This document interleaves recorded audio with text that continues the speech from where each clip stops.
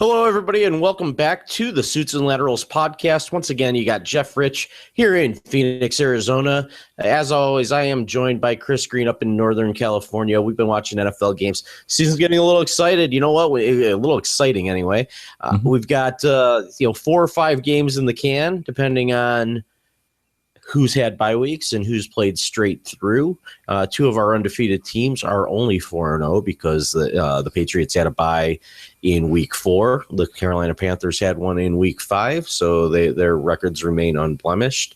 Not sure. Did any undefeated teams go down this week, Chris? Undefeated teams that went down this week. So actually, I don't think so, unless I'm missing somebody. Did I miss one?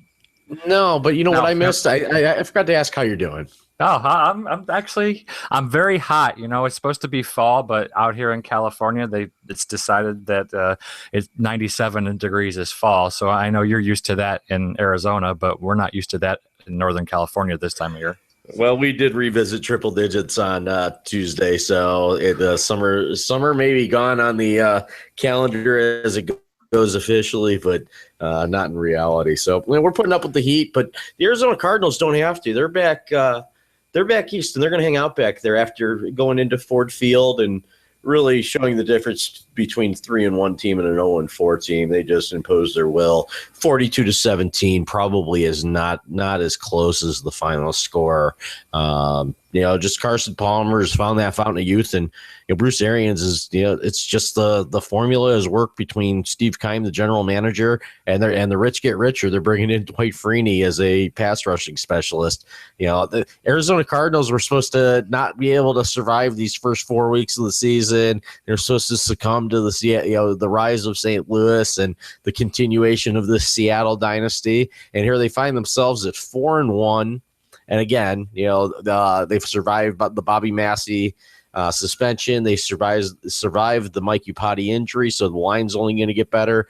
And I don't think you need to you don't need to aid Carson Palmer any more than he already has. So what do you think about Arizona Cardinals, man? Well, after kind of getting their heads handed to them last week by the Rams, I thought it was a nice comeback this week. I mean, we kind of had talked about after the first 3 games, were the Cardinals a pretender or a contender? And I said they were definitely a contender despite the teams they had played. So I was a little bit disappointed that the Rams took them out last week. But, they have a good defense and all that. So, but they definitely came back in full force and took it to Detroit this week. I mean, at one point, Detroit took out Matt Stafford, and that's pretty unheard of for a non-injury situation. Especially when you're going to Dan Orlovsky as your backup. Yeah. I don't know. Detroit seemed like they were hanging in there with Denver, hanging in there with Seattle. And then they play a home game with the Arizona Cardinals and just don't look like they belong in the playing the same game. So Cardinals stayed east, though. They didn't come home. They're staying in West Virginia. According to Bruce Arians, it's business as usual. We're going to add Dwight Freeney into the fold, as I mentioned. Revenge game for Bruce Arians. First time the Cardinals are playing the AFC North since he left Pittsburgh for Indianapolis and ended up taking over for Chuck Pagano during Andrew Luck's rookie year. But Pittsburgh said, you're not good enough for us anymore, and he's going to walk away from football, and ends up hanging on to the game. He's taken his team back, and he's shown that he's a hell of a football coach. So I'm sure that it's all business. They don't approach these games any differently when they're talking to the media, but he wants this one a little bit more. Yeah, absolutely. I mean, like you said, the Steelers kind of kicked him to the road and said, "Hey, why don't you go retire? We don't need you anymore. We're better than you." And he ended up moving on to Indianapolis, and as you said, he ended up taking over for Pagano, had success, went to Arizona, and has really done quite well there too. So I have a feeling he's going to go out there and take it to the Steelers. And the Steelers season's kind of in turmoil, and is it though, Chris? I mean, is it really in turmoil? You look at all the things of the deck stacked against them, and they sit here going into week 6 at 3-2, right? Well, that's the thing is I was going to say it was kind of looking like turmoil with the way the game was going against the Chargers on Monday night. And then he had that ballsy call. I mean, he had some brass balls there to call a run play with 5 seconds left on the 1 yard line. And now, who's running that offense? Is it Mike Tomlin? Is it Todd Haley? Or is it Ben Roethlisberger in the in the sweats and t-shirt? Combination of the three, I don't know. But I mean, I'll tell you what, I was flipping back and forth. We were doing some other things on Monday night. So I watched this game, and it's just, it just seemed like it was a couple 3-and-outs. Michael Vick, same old story as it was against the Baltimore Ravens a week ago Thursday. And they just weren't getting it done, and then all the scoring happened in the second half, and I flip over, and there's 5 seconds left in the game, and it's not the head coach, and it's not the offensive coordinator on the field. It's the starting quarterback talking to the new big three right now, the backup quarterback and Michael Vick, Le'Veon Bell, who's Mr. Everything, and Antonio Brown, who just can't wait for number 7 to get back on the field. But it was Ben Roethlisberger coaching that team at the end of the first half and at the end of the game.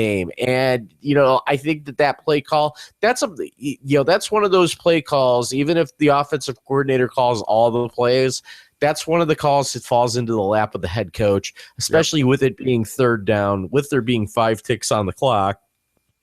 And you put yourself in a situation where if you do run the football and you get stopped, there's even with the timeout, I think time expired if Le'Veon Bell gets tackled running. Oh, absolutely. Instead of reaching the goal line out of the Wildcat formation. Yeah, there's no doubt that I thought for sure they had him for a minute. Had him stopped, and then he just snuck in there right into the end zone at the end, and they reviewed it, and it withstood the review. But it was do or die at that point. I mean, 5 seconds usually you barely even have time to do a spike, let alone run a play. So it was all or nothing at that point. And I think, like I said, I think that was kind of this is where we're at with our season. If we get this, I think we're looking positive, and if we don't, well, then I'm not sure where our season's going at least until Roethlisberger gets back. Now, if we could put aside our allegiances, the fact that you and I both grew up fans of the Cleveland Browns, and just take this game for Team A against Team B, what a fantastic finish to a football game. Just as a football fan, yep. Could you, it's we're going to run it at you. We dare you to stop us. If you do, we know that we go down in defeat. Otherwise, we're going to get back on a plane to Pittsburgh, and we're going to be victorious, and it's going to be a fun flight home. Yeah, I mean, it kind of reminds me of the Ohio State-Michigan game 2 years ago when, Ohio State was supposed to beat Michigan, and, Michigan comes back, they score at the end, and they go for the 2-point conversion for the win, and Ohio State stops them, and that was the game. They won by 1 point. So it's one of those things. You have to you're damned if you don't, and it's everything if you do. So, but it's like you just, like I said, it just takes brass balls to make that call, in my opinion. All right. So, I mentioned that we both grew up fans of the Cleveland Browns, and they just happen to be kind of fall into the fold of what we're talking about this week. And that's kind of like the photo finishes, the exciting games. The Browns survived Baltimore. They were down 21-9. I mean, early in the game, it just looked like the Browns shouldn't even punt because they couldn't stop the Ravens on offense. Mark Trestman just had a good game plan scripted out from the beginning. The Browns, same old story. Couldn't establish the running game, couldn't stop the run. And really that theme doesn't go away just because of the final score of this game, which was a 33-30 victory for the Cleveland Browns in Baltimore.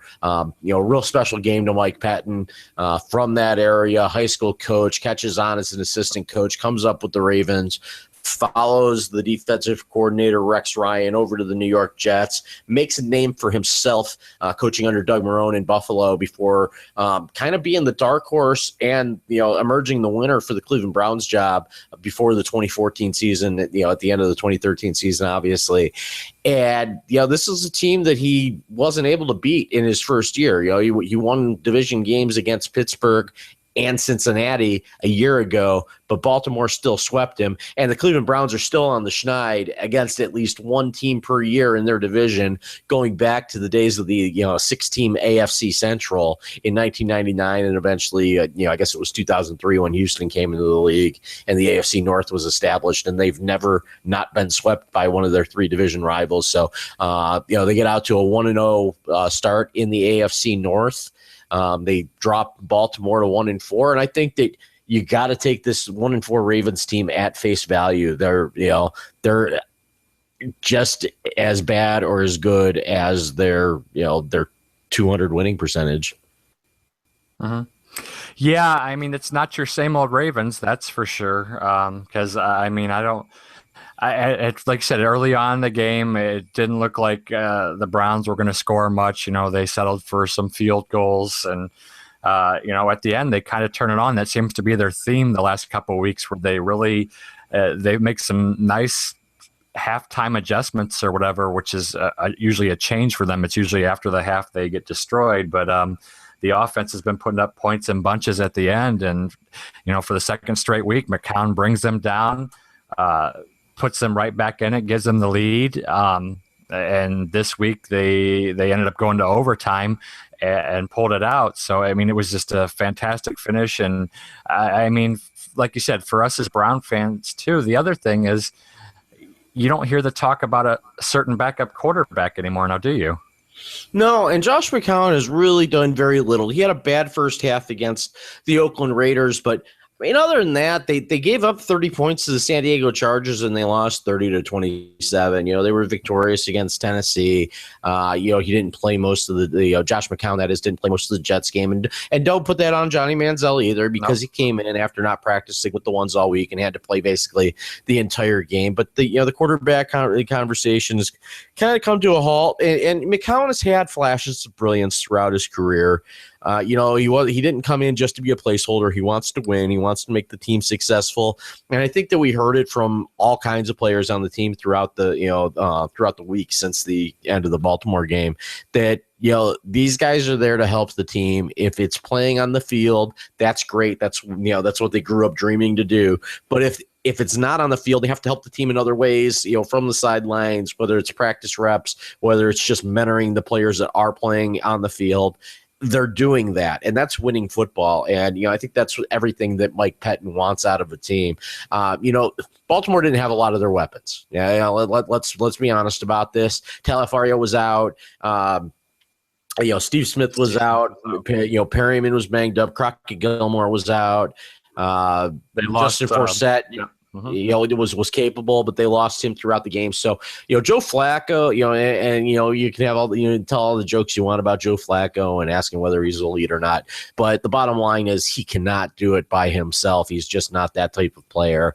And it showed in the second half. That's how you get out to a 14-3 lead 21-9, and let it get away. I don't think that's a reflection of John Harbaugh. I think it's just happenstance. This roster, the salary cap, everything else is caught up with this Baltimore team that won the Super Bowl, I guess 3 years ago now, right before Seattle, right?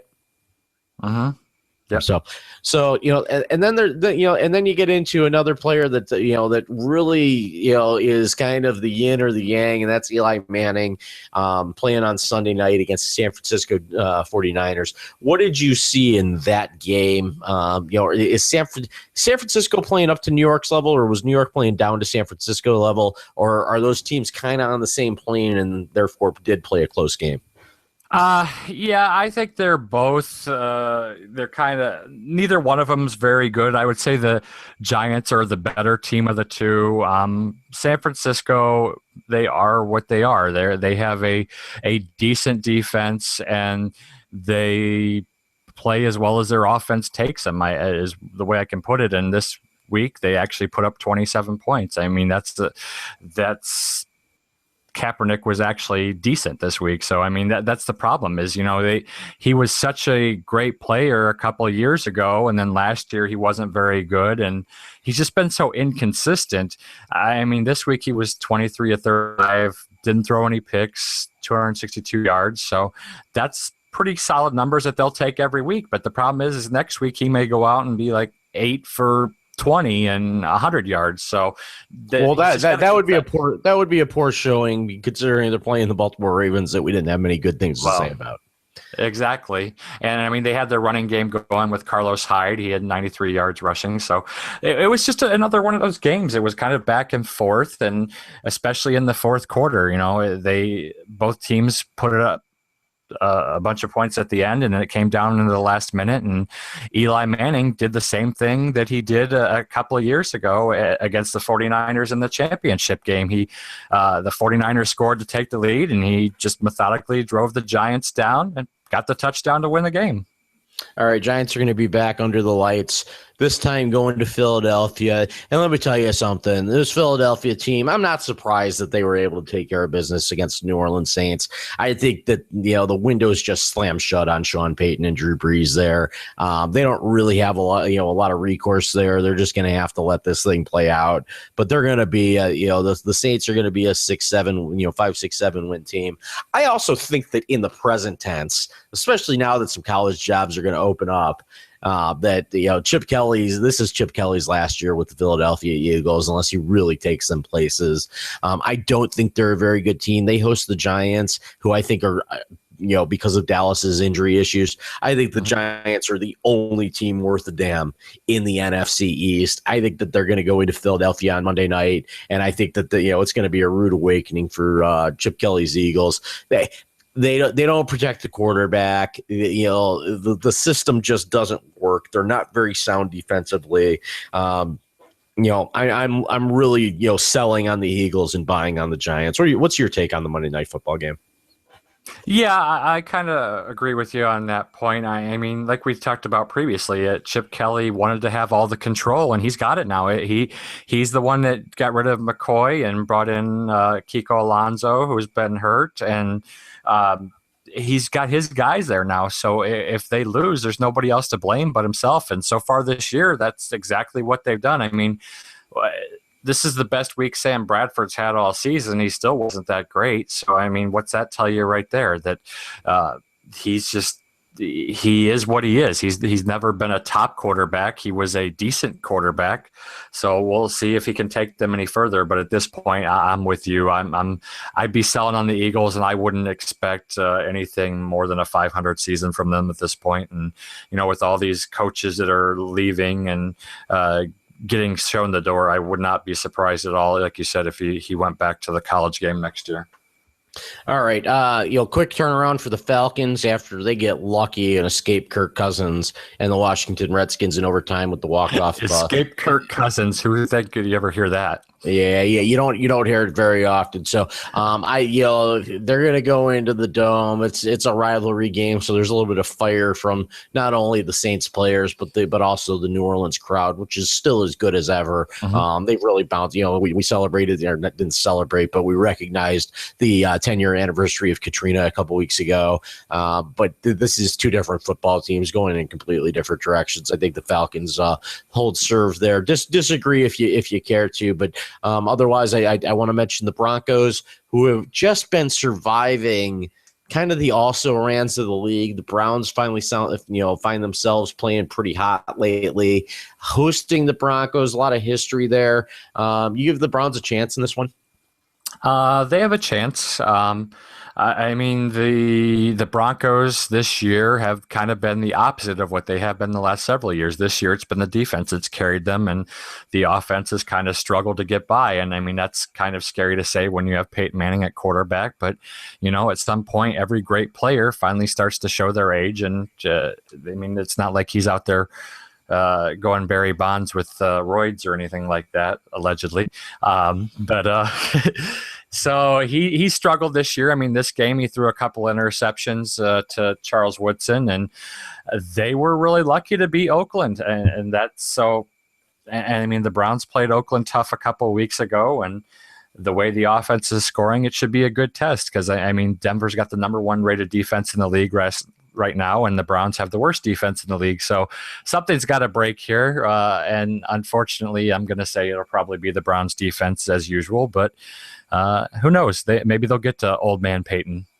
Okay, Panthers still undefeated going into CenturyLink Field, which doesn't seem like the Temple of Boom or whatever the Legion of Boom anymore. Are it's do or die time for the Seahawks. They're playing once again. They're playing an undefeated team, and they are 2-3, and all three of their losses have come to teams that they've played when they had 0 losses. Do they go to 2-4 and go 0-4 against undefeated teams?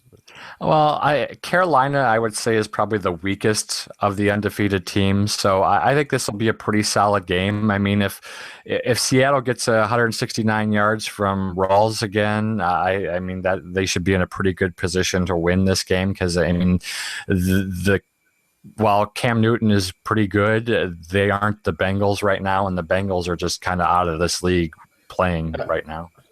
Okay, we're actually going to not talk about the Patriots and Colts game. Andrew Luck comes back. We're returning to not to the scene of the crime because this game's in Indianapolis, but to the cast of characters from the Deflategate scandal. I think we've talked about that ad nauseum. So let me get to the other undefeated team, the Green Bay Packers. They are hosting the San Diego. They are hosting the San Diego Chargers, who have escaped from the Cleveland Browns coming in, didn't quite get to escape from the Pittsburgh Steelers coming in on Monday night. They're going into Green Bay. I don't think that either of us give the Chargers a shot. I don't see a lot of warts with the Green Bay Packers, but maybe they'll reveal themselves throughout the season. I got to tell you, I went to San Diego for the Browns-Chargers game, and I was thinking it's the last time I might be able to see the Browns play an NFL game in the city of San Diego, which kind of takes us into our next topic, if you want to take it from here, Chris. Yeah, absolutely. So something that's been ongoing here for probably the last 20 years since the LA area has had a NFL football team there is, there's been talk of teams relocating there, and that's really picked up steam here in the last year or two. So, the original rumors that came out is that, there could be 2 or 3 teams that go to LA. And the first teams that you heard that seemed to be pretty rock solid was the Chargers and the Raiders were going to go down there. And then the Rams wanted to try and get in on that action as well. So, first question I'm going to ask you is, LA isn't really it is the number 2 TV market, and yes, it's a big market, but I don't know that they really loved the NFL there when it was there previously. I mean, why would 2 teams in that big of a market leave if they really want football there? So do they want football there? Well, I'll give you 2 reasons. It's Angel Stadium and it's the Los Angeles Coliseum. Neither one of those stadiums are anything near state of the art. And if you're going to be a Hollywood team, even back in the mid 90s, you were going to be a Hollywood team. You needed a Hollywood building, and neither of those facilities were quite that place. I think that, you got to take into account the Georgia Frontier and and Al Davis, and they leveraged LA against other markets, and the other market was a tastier deal. I mean, we went through it in Cleveland in '95 with Arm Modell taking his team to Maryland. But it didn't see the difference between Cleveland and Los Angeles is Cleveland needed the NFL. You could tell how starved they were without it for those 3 years, and how it's been 20 years in Los Angeles, and it's just been kind of conversation. They're just leverage city. As far as the prospects of the teams going back there, I think the Rams have always been the real team. I think for Oakland and San Diego, it's just getting out of the O.Co Coliseum and Qualcomm Stadium down there in San Diego. I mean, watching a game in there, I wondered what year it was, just because I'm so accustomed to going to newer stadiums like First Energy Stadium, which opened in 1999, and University of Phoenix Stadium, which opened in 2006, and even the new stadium up in Denver, whatever they're calling it now, I believe it's Sports Authority Field at Mile High. I mean, that place opened in 2001, and it's a great place to watch a football game. So there's definitely a difference between those old multi-purpose stadiums and exclusive football stadiums, and you really miss a lot in the viewer experience, especially when you do have high definition TV and DirecTV Sunday Ticket at home to watch. Yeah, exactly. I mean, and so the question of the two teams versus three teams or whatever. I mean, the latest that I've read is that, the NFL owners met last week, and as long as Mark Davis is in charge of the Raiders, they don't want him going to LA. They're afraid he's not going to do well for business down there. So it sounds like the Raiders may be out, and it's the Chargers and Rams at this point who could end up teaming up down there over by the Forum and build a stadium there, and possibly add some additional features to it, like a new home for the NFL arc attached to it, along with some other Hollywood type settings. And what do you think about them doing this fancy complex and adding the TV studios and these other production studios that they're talking about? Is that you think that's what's going to close the deal for the NFL, as opposed to just using it as leverage against all the other cities? Oh, I think it makes a ton of sense. I mean, if you look at everything that's going on around Staples Center, this would just kind of be the NFL's answer to what the NBA and NHL have with the arena in downtown Los Angeles. Even though it would be it'd be out at Hollywood Park, it just everything about it makes sense. The Cranky owns the land. I think the co-tenant would need to be an AFC team. It never made any sense to have division rivals share a stadium. The Jets and Giants thing works. I think that the Rams and Chargers, or the Rams and Raiders, would work. And what's funny about this is that Oakland and San Diego, it's more about getting out of Oakland and San Diego, whereas with St. Louis, it's about getting to Los Angeles. So you have to wonder if we could see the third team in our lifetime backfill a stadium in St. Louis, and they're still trying to put it to a vote to get that thing built. So you said that Los Angeles doesn't want Mark Davis, but if the Raiders want out of Oakland bad enough, and there's going to be a new NFL ready stadium in St. Louis, it could be the Raiders going there. Another dark horse team, and a lot of people like them for London, but Shahid Khan's got a background in the St. Louis area. He was part of the ownership group that tried to buy it away from Cranky about 5 years ago. I could see him trying to put the Jaguars there, because Jacksonville is obviously not where the future of the NFL is. Yeah, that's definitely a possibility. I mean, the Raiders going there or the Jaguars going there, either one of those filling in St. Louis. I mean, St. Louis is seem to be a pretty good fan base. I know that they're not a huge fan of the stadium, the Dome Stadium down there, which is what this issue is. But I don't know if it's more that or just Kroenke wants to get out to L.A. is the driving force. Like you said, I think that's more it than just him wanting to leave St. Louis. I mean, St. Louis has always been a pretty good market for football. I mean, I know baseball's number one there, but they've still had a great fan base. So we'll see what happens there. Just one other thing I wanted to touch on real quick too with this LA deal is actually two things. So they mentioned the possibility of, in this big complex in Hollywood Park, building an NFL museum. Now, we're both from Ohio and we know all about the Football Hall of Fame in Canton. So how would that make you feel, having a NFL museum in LA? And do you think that would replace Canton or just be alongside of it? Yeah, I think that the Hall of Fame will always remain in Northeast Ohio. I don't think there's a critical mass issue. I don't think that if you build a museum, if you build an NFL museum in LA, that it replaces the Hall of Fame. I think there's a lot of tradition there, and I think that you and I are both familiar with the process of the Rock and Roll Hall of Fame, how it's geographically in Cleveland, but it's spiritually in New York. When they do concerts for it, when they did the inductions for the longest time, everything happened in New York. I don't think that Los Angeles replaces anything Hall of Fame related. I think that the NFL recognizes that the region has been done wrong for long enough, not only with losing the Browns, but with the current rendition of the Browns. I don't think anyone ever foresaw it being quite this bad.